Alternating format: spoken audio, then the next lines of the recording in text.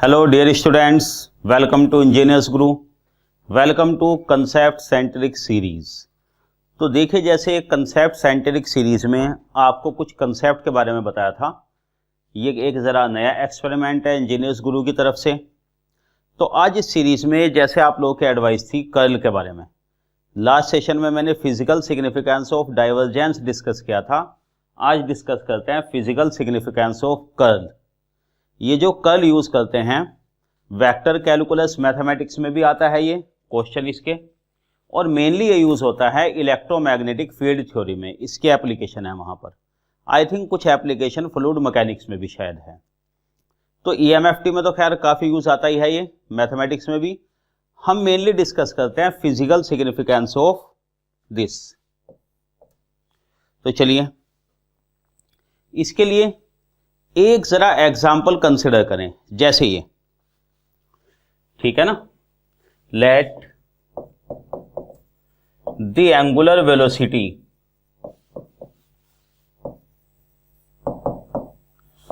Of a rigid body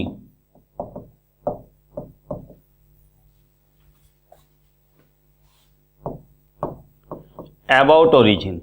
इसके angular velocity about origin, origin पे इसको पाइवट कर रखा, यहां पे इसको बांध दिया और इसको घुमाया जा रहा है। एंगुलर वेलोसिटी ये रही, ये है इसका angular velocity vector omega X I omega Y J omega Z K radian per second. ये वेक्टर फॉर्म में लिखा हमने एंगुलर वेलोसिटी का। ज्यादातर वरना v equal to R omega में जब यूज करते थे 10th और 12th लेवल पे, वो ज्यादातर तो स्केलर की तरह यूज करते हैं, मतलब इसका मैग्नीट्यूड केवल, लेकिन ये वेक्टर है।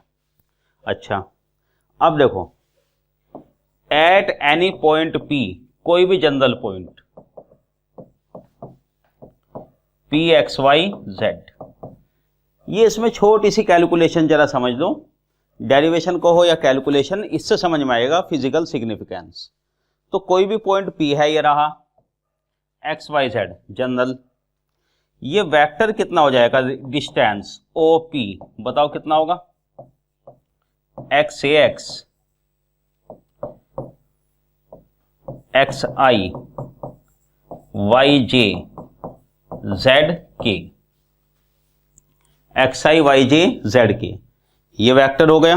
अब यहां से आप जरा बताएं, what is the linear velocity at point P। Linear velocity कैसे लिखी जाती है,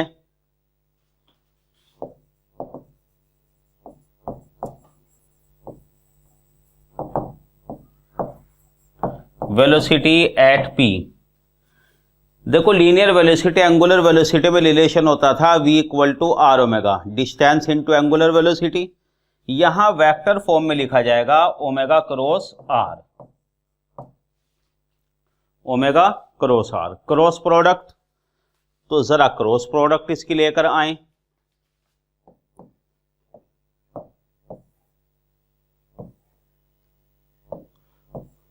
आई J K omega X omega Y omega Z, X Y Z.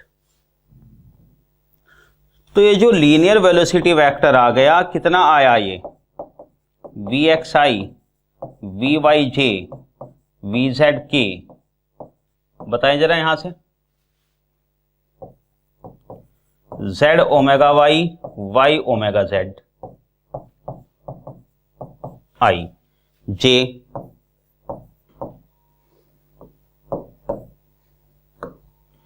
X omega Z Z omega X K J, K का factor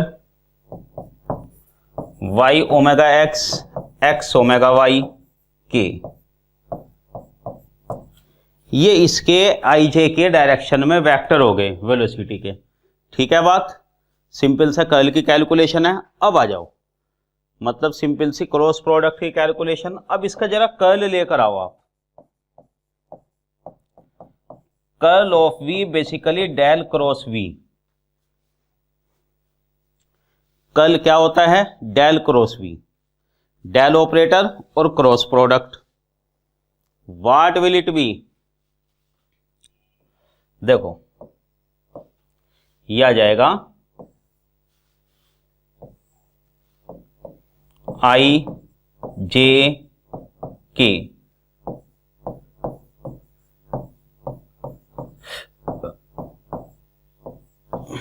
we X V Y V Z,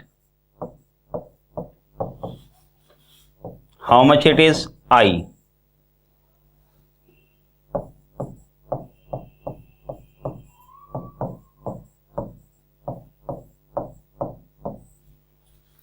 I this one plus j,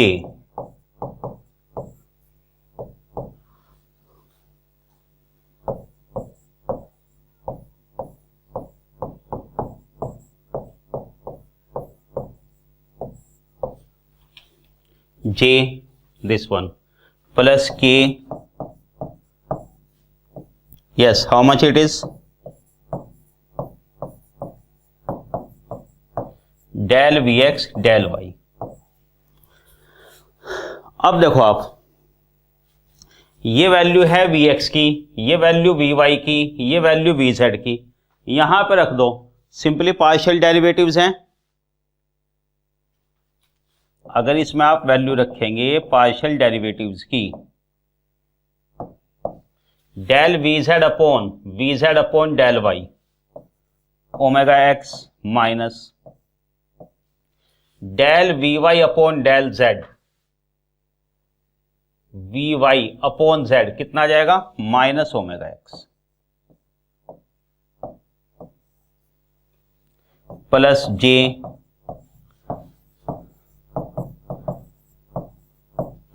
similarly plus के,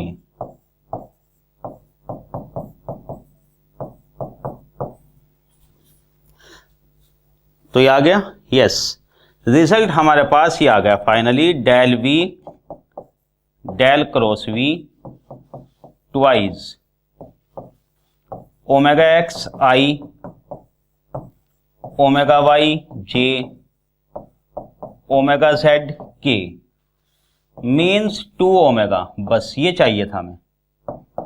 देखो जैसे कि ये छोटा सा derivation है, भाई डेरिवेशन की जरूरत ना तो मैथमेटिक्स में पड़ेगी इसकी और ना ही इलेक्ट्रोमैग्नेटिक्स वगैरह में, लेकिन देखो अगर आपको फिजिकल सिग्निफिकेंस कंसिडर करना है इनका, तो भाई थोड़ा सा इसको गो थ्रू कर लेना चाहिए। और ऐसा भी नहीं है कि कोई बहुत ज़्यादा लेंथ दिया है, बस थोड़ा बार बार डेल डेल लिखने तो पड़ रही हैं।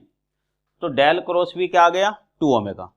इसका मतलब ये निकल कर आया है कि एंगुलर वेलोसिटी क्या होता है? Half of curl of V. यहां से अब हम इसका फिजिकल सिग्निफिकेंस बना सकते हैं। देखो कैसे बनेगा फिजिकल सिग्निफिकेंस, ठीक है?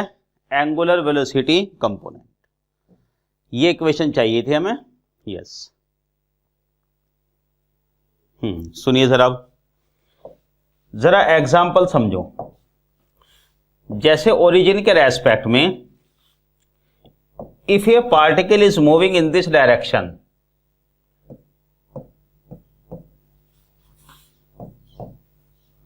अगर पार्टिकल इधर की तरफ मूव कर रहा है, ये मूव कर रहा है इधर P, इधर, इसे कहते हैं लीनियर मोशन।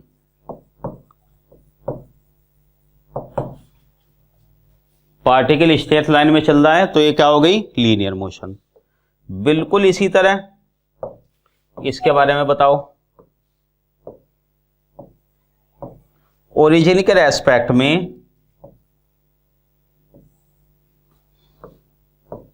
ये चल रहा है इधर,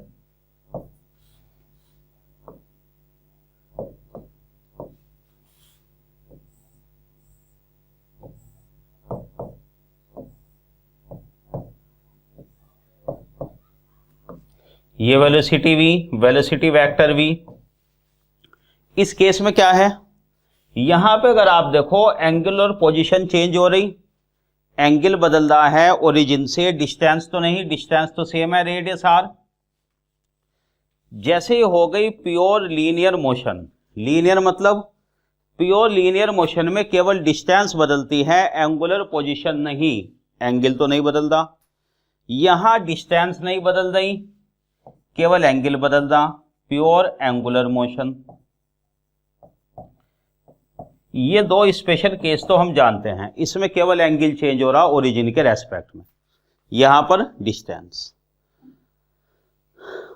अब जरा देखो कुछ अलग केस, दोनों का कॉम्बिनेशन, जहां लीनियर मोशन भी आए, डिस्टेंस भी चेंज हो और एंगुलर मोशन यानी एंगल भी चेंज हो। ये वाला एग्जांपल कुछ ऐसे हो सकता है, ये ओरिजिन देखो जरा, suppose particle is tracing this particular path, इस पाथ के अलोंग चल रहा है ये। एंगुलर वेलोसिटी टेंजेंट की डायरेक्शन में होगी, किसी भी पॉइंट पर टेंजेंट की डायरेक्शन में वेलोसिटी वेक्टर। इसमें जरा आप चेक करके बताओ मुझे, यहां से सपोज कीजिए स्टार्ट हुआ, यहां चल रहा है, यहां से मैंने मान लिया t = 0 से स्टार्ट हुआ था।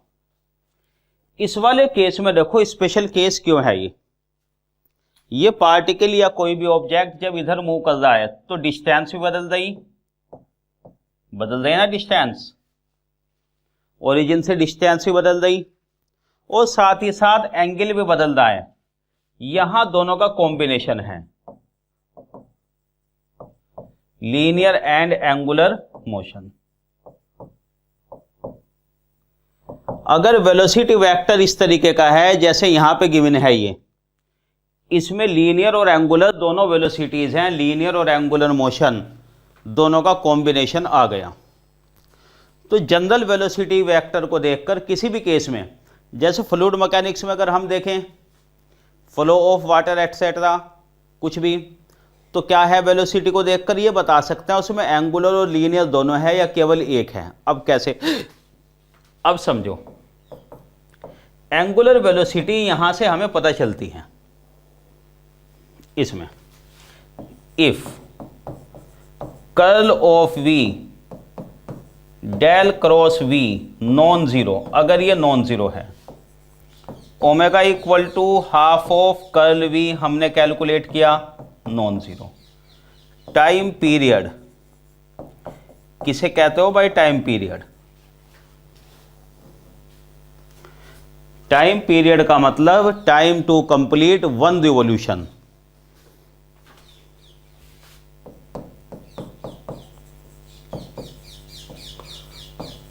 Time taken for one revolution, यानी कि कितना एंगल, 2 पाई रेडियन। कितना टाइम होगा बताइए, 2 पाई बाई ओमेगा, ओमेगा आता है रेडियन पर सेकंड में, ये रहा।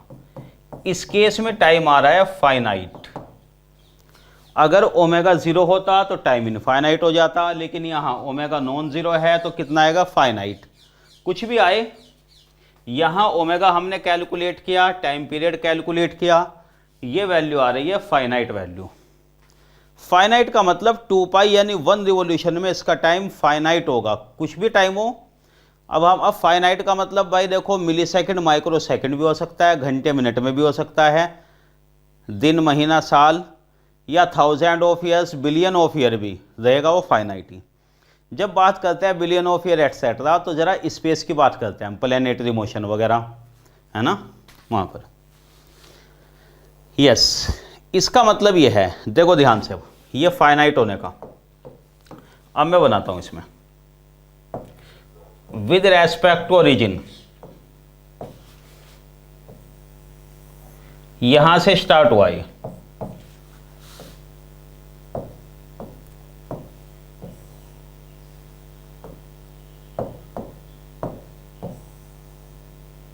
इस पॉइंट से शुरुआत हुई थी, यहां से मूव करना शुरू किया था ये। वेलोसिटी गिवन थी हमें, जितनी भी गिवन थी भाई वो अलग बात है। इस वेलोसिटी का कर्ल हमने डिटरमाइन किया, omega half of curl, omega का मैग्नीट्यूड, टाइम पीरियड। अब देखो 2 पाई का मतलब होता है वन रिवॉल्यूशन, यानी दोबारा यहीं पर वापस आ जाना। तो 2 पाई वन रिवॉल्यूशन में कितना टाइम लगेगा, ध्यान से देखो। ये पार्टिकल कहीं भी मूव करे, किसी भी डायरेक्शन में कुछ भी मोशन हो अजीबोगरीब, लेकिन कहीं भी जाए ऐसे ऐसे ऐसे अमीबा जैसी शेप बना दो कुछ भी, कितनी देर बाद यहां पर आ गया वापस इसी सेम जगह पर। यहां t इक्वल टू 0 पे चला था, t इक्वल टू t पर यहां, समझ गए ना। ये ऐसे घूम फिरकर वहीं आ जाएगा, घूम फिरकर किसी भी पाथ से आए। सिमिलरली यहां के बाद अगले रिवॉल्यूशन में फिर भी कुछ है अजीबोगरीब पाथ, जो भी कुछ पाथ हो दोबारा फिर यहां, तो हर टाइम पीरियड के बाद ये आता रहेगा इस तरह, एंड सो ऑन। वो किसी भी पाथ को ट्रेस करके आए लेकिन घूम फिरकर यहीं आएगा। यानी इसमें जो वेक्टर है वो बता रहा है कि ये घुमावदार है, जहां से चलता है 2 पाई यानी उसी पोजीशन पर वापस आ जाता है। तो इसलिए कहा जाता है इस केस में वेक्टर v को कहा जाता है कर्ल नॉन जीरोइड रोटेशनल। ये जो वर्ड आप रोटेशनल यूज करते हो इसका फिजिकल सिग्निफिकेंस यहां से लिया गया। अगर कर्ल किसी वेक्टर का नॉन जीरो है तो वो रोटेशनल मतलब है यानी घुमावदार, जहां चलता है वहीं पर वापस आता है।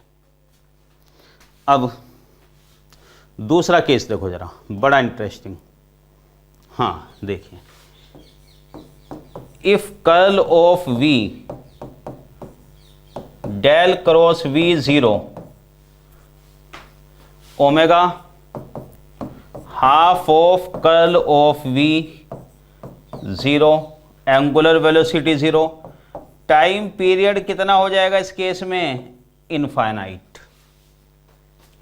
एक रिवॉल्यूशन यानी 2 पाई एंगल घूमने में कितना टाइम लगेगा? इनफाइनाइट। इसका मतलब कभी भी नहीं। अगर 2 पाई में सेम पोजीशन पर वापस आने में उसको इनफाइनाइट टाइम लगता है, इसका मतलब नेवर बैक, कभी भी वापस नहीं आएगा। तो समझते हैं चलिए इसको भी। देखो इसका जरा ऐसा समझो आप,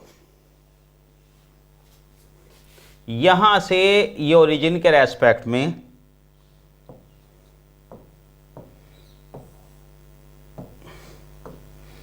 यहां t इक्वल टू 0 से शुरुआत हुई,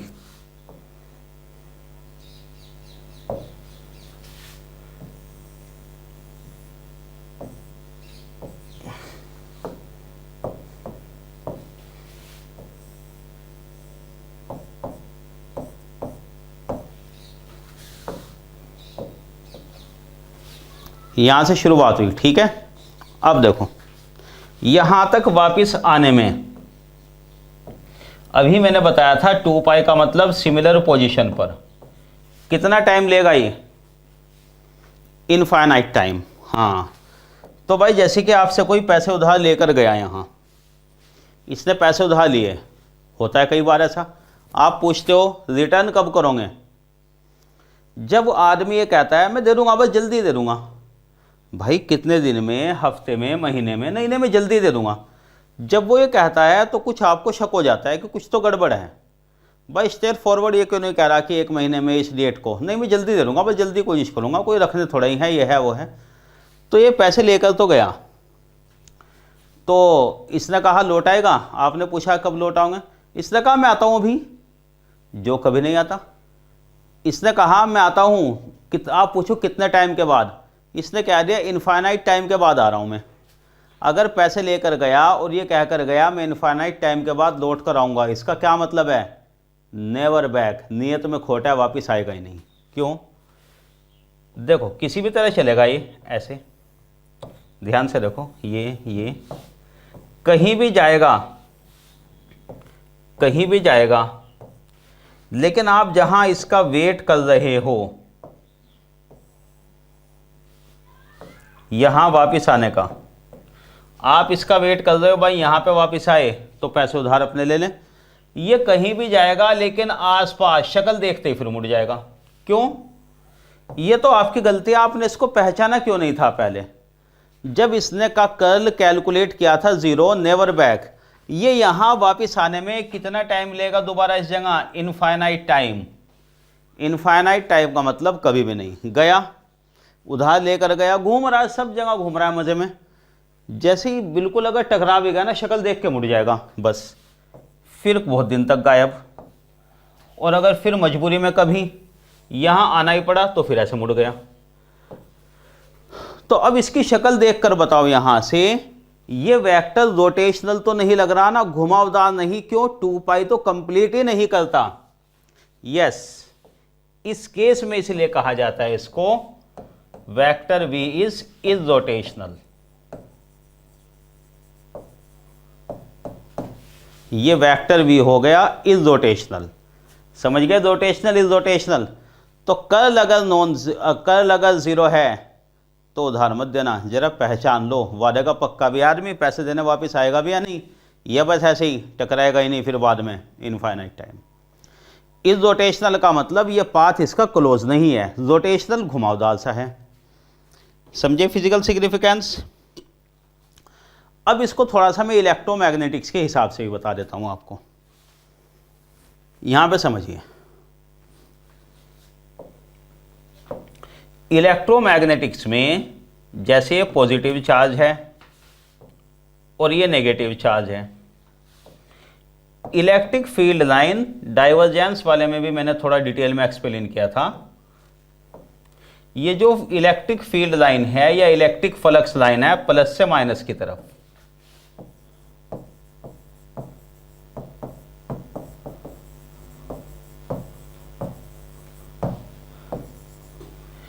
इलेक्ट्रिक फ्लक्स लाइंस और electric field lines,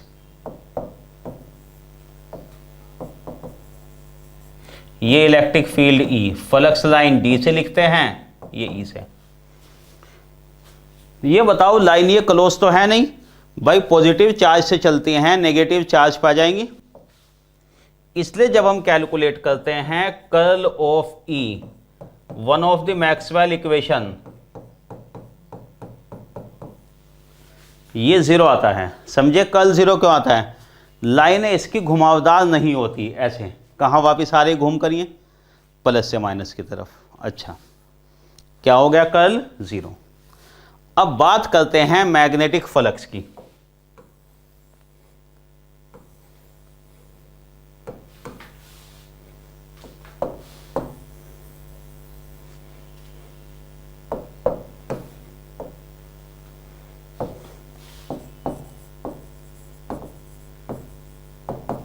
magnetic field line, magnetic flux line. Magnetic flux को B से लिखते हैं, मैग्नेटिक फील्ड को H लिखते हैं हम। देखो अब जरा, इसके लिए जैसे मैंने आपको बताया था, यह है बार मैग्नेट।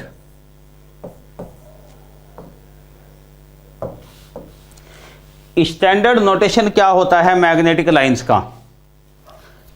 N काम करता है सोर्स की तरह, S काम करता है सिंक की तरह। मतलब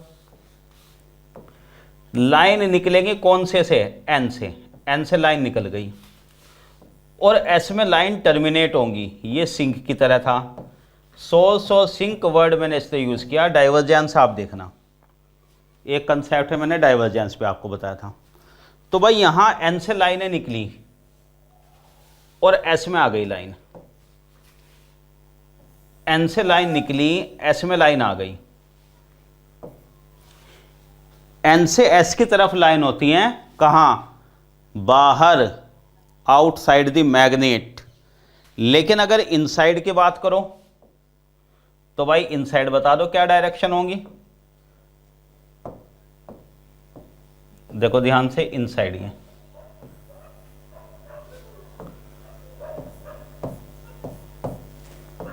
ये मैग्नेटिक फील्ड लाइन या मैग्नेटिक फ्लक्स लाइन। ये बताओ लाइनें रोटेशनल है नहीं, क्लोज लाइन है या नहीं है? दैट्स वाई क्या आती है Maxwell equation? Del cross H J non zero. यहां कर्ल है इसका नॉन जीरो। ये वेक्टर है रोटेशनल। रोटेशनल का मतलब ये क्लोज टाइप में, समझ गए? डेल क्रॉस एच, ये क्लोज लाइन बन जाती है। क्यों? देख लिया आपने कैसे। अच्छा, अब जरा ये समझो, अगर मैं कुछ ऐसे कर दूं कि एन पोल एस पोल को अलग अलग रख दूं मैं, ये एन पोल ये एस पोल सेपरेट, तो भाई फ्लक्स की डायरेक्शन किधर से किधर आएगी, एन टू एस। जैसे पॉजिटिव नेगेटिव चार्ज होते हैं, यहां भी पॉजिटिव नेगेटिव चार्ज होते हैं। इस वाले केस में एक जगह एन पोल है, एक जगह एस पोल है। मैग्नेटिक फील्ड लाइन या मैग्नेटिक फ्लक्स लाइन, इस केस में क्या होगा, कर्ल 0। क्यों, इरोटेशनल आ रहा है कर्ल। अब ये बताओ इसमें गलती क्या है। अगर हमने पिछले केस में यहां कर्ल नॉन जीरो आ रहा था, मैंने मैग्नेट को तोड़ दिया, ब्रेक कर दिया, एनएस पोल अलग अलग, अब तो कर्ल 0 आ गया।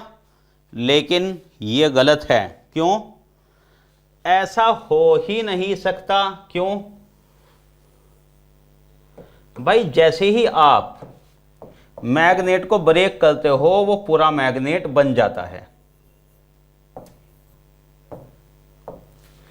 अगर आपने इसको अलग अलग तोड़ भी दिया था ना, नहीं तोड़ सकते। ये दूसरा मैग्नेट पूरा बन गया, ये पूरा मैग्नेट बन गया। लाइन यहां पर भी N2S क्लोज अलग अलग, ये अलग अलग पूरे मैग्नेट होंगे। ऐसा नहीं है कि मैग्नेट आपने अलग कर दिया।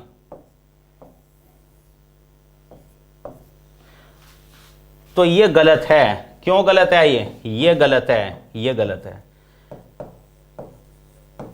मैग्नेटिक मोनोपोल एग्जिस्ट ही नहीं करता, एक अकेला पोल एन या एस। आ गया ना घूम फिर के वही बात डाइवर्जेंस वाले, काफी हद तक।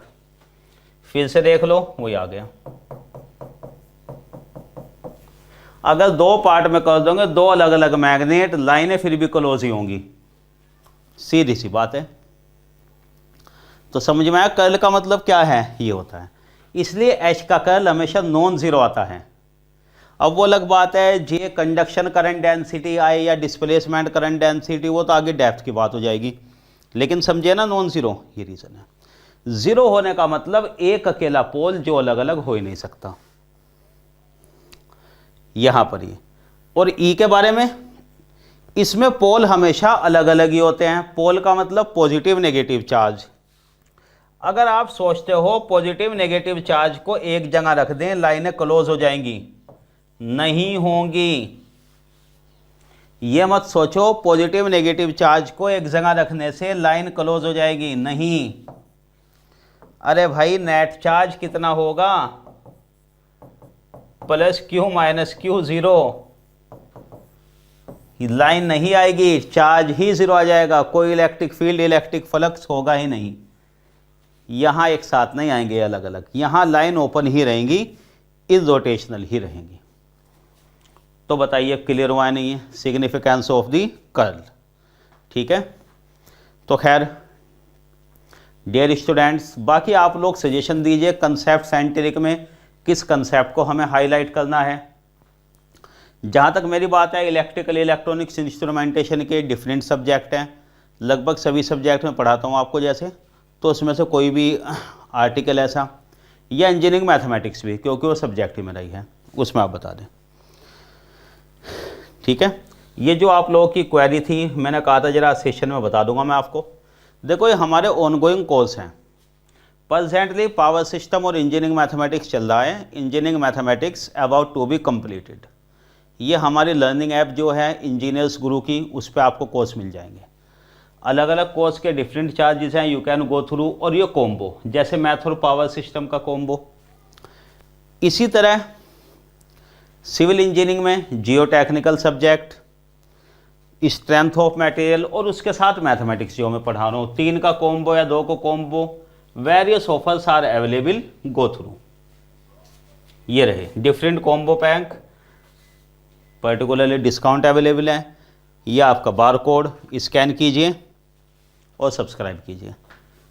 तो खैर ये तो हो गई इन्फॉर्मेशन। एट लास्ट ये भाई मेरी तरफ से एक रिक्वेस्ट आपके लिए, लाइक सब्सक्राइब एंड शेयर।